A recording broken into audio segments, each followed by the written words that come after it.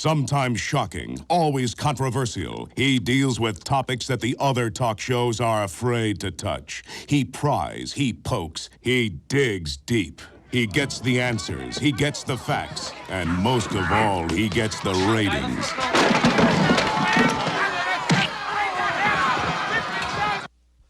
Lesbian Nazi hookers abducted by UFOs and forced into weight loss programs. All this week on Town Talk.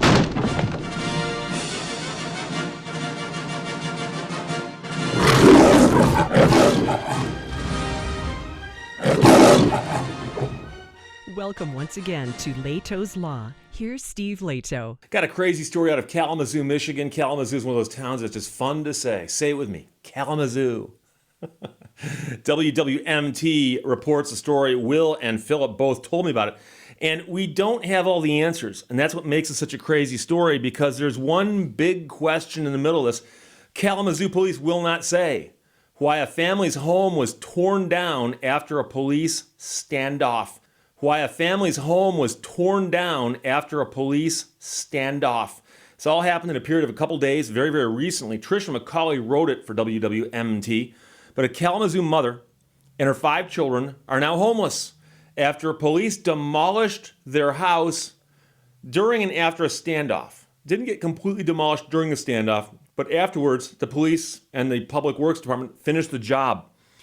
Police said a suspect took over the family's house and barricaded himself inside the home for 16 hours. And in the process, the man was deceased. He became deceased after the police took action against him, and so he was deceased. And community members then watched as the next day, the family's home was torn down. We go to Kalamazoo, where the chief of police is defending his officers' actions after they demolished a house following a deadly standoff, leaving a family of 7 homeless. So the standoff was Monday. The house was torn down on Tuesday.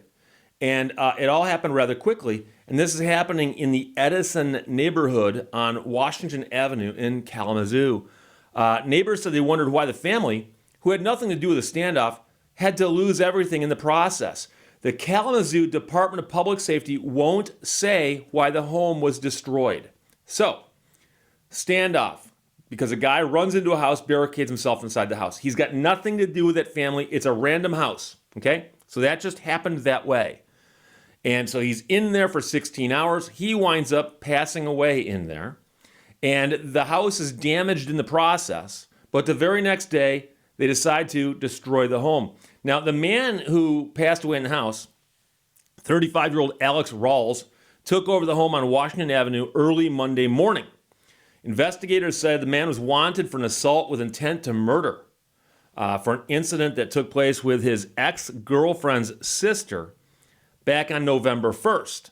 He had prior domestic violence convictions, and he was also accused of attacking his ex-girlfriend, sending her to the hospital. So there were some issues here. There's no question that the man was wanted by the police. He barricaded himself inside a house, and violence ensued, and the man passed away. The question, of course, that we're worried about most here is what happened with the house. So during the standoff, police said that the man inside the house fired at the officers, and then the officers returned fire, and that is why the man is now deceased. Then it turns out that during part of the standoff, they did knock part of the house down. So part of the house got knocked down. Well, Brian and Sue, Police Chief Vernon Coakley told the press today that we prioritize lives over property in explaining the process that police used to create holes in the house and allow them to see the gunman inside. We also were given a timeline of events of what happened, including new video and pictures. This picture is among of what we got. It's the gun that Alex Rawls used in the standoff. He was also wanted for shooting a woman last week. After hours of trying to get him out of the home, officers took more drastic action, creating holes that allowed them to see Rawls using a drone. But the very next day, they tore it down completely. Now, the woman who lived there didn't own the house. She was renting the house. She was there with her 5 children who were aged 4 to 17 years old. And the landlord said that he was renting the house to them. And friends of the family said that they did find the family temporary housing. They are in need of personal care items, clothing, and food. But the bigger question is, couldn't they have stopped the complete demolition and at least let these people get some of the stuff from the house, retrieve some of the stuff? Because apparently the people who saw the house getting finished off were of the mind that there was still stuff you could have gotten out of the house if you had just been careful about it. Kalamazoo police are not saying why the house had to be demolished in the standoff or why the family could not go into the home to collect any of their belongings after the standoff. And so, again, it's one of those things. And a lot of times in life, people err on the side of caution. Mr. Rawls was on the second floor of the house, and due to the limitations of the equipment available, we were unable to port the upstairs walls. Officers transitioned to a more direct and destructive tactic. This resulted in the removing the support system of the first floor, which created an opening in the second. That damage made to the structure was unsafe for anyone to enter, thus leading to its further destruction after Mr. Raw's remains were recovered. Ultimately, the entire structure had to be demolished. The top priority of law enforcement is to keep the community safe. We are always concerned about the people around us. My second priority is the safety of my team and all officers on the scene. I will not send my officers into a hell of gunfire. It is our commitment that this family will seamlessly be able to move to a new housing situation, will be able to have what they need to successfully occupy a new residence. Now, police say Rawls was shot at multiple times by police, but he ultimately died by suicide.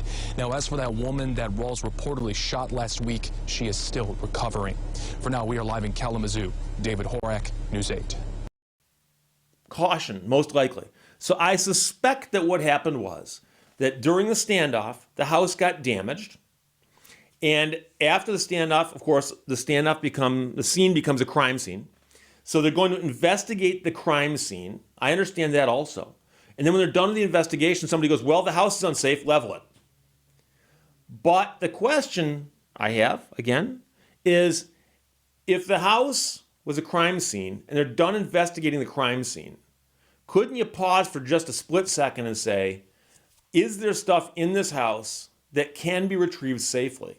And perhaps we can sit down and talk about this for just a split second before we just say, no, the house is unsafe, level the whole thing. Level the whole thing. So, again, I wasn't there. I didn't see the house. I'm not a structural engineer, nor am I'm not an architect, okay? So it's quite possible that the house was just teetering, was about to become just a pile of rubble. That's possible. That's possible. But again, there were a lot of people who apparently thought that someone could have gone inside the house and retrieved things from within the house. And if you think about the stuff that's in your house, I'm sure you know that you might have valuables in there. You might know where they are, right? So if you know that the valuables are in there and where they are, presumably, you'd think about, can I go in and get them? But there's also other stuff in your house that isn't of value to anybody else, but it's of value to you, if for no other reason, then it's going to be a pain in the rear end for you to replace it. Birth certificates, bank information, bank books, that kind of stuff. There's stuff in there that you're going to have to go out and replace. And so that's the issue. That's the issue. So I feel very sorry for the people here who are at the center of this because it wasn't their fault. It was not their fault. They're just minding their own business. And I presume that the kids are probably at school and the mom is probably at work, although one of the children is aged 4, so maybe preschool or something. But a guy on the run, on the lam, as they say, decides to barricade himself inside their house. And then their house gets damaged in the process. And then when they find out about all this, they say, oh, by the way, the house is now so damaged, we're just going to level it and they demolished the house. So people do have questions, and I think they're valid questions, but it's unfortunate. It's a crazy story. And this is the kind of story, we did a story not too long ago on this channel about the guy who was being chased for shoplifting, and he barricaded inside the house, I believe in Colorado. And a SWAT team got involved and started using like grenades and stuff and managed to blast this house to smithereens. And eventually they extracted the guy, but the house was destroyed. And that one was destroyed during the process of trying to get at this guy inside the house. Here the house was partially destroyed.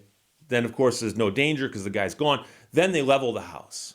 So it's a slightly different kind of thing that makes you wonder about this. But it's a crazy story from Kalamazoo, Michigan. Tricia McCauley wrote it. Will and Philip both sent it. Thanks a lot, guys. Kalamazoo police tight-lipped about why family's home was torn down after police standoff. Questions or comments, put them below. Let's talk to you later. Bye-bye. Thank you for watching Leto's Law. Some pursue happiness, others create it.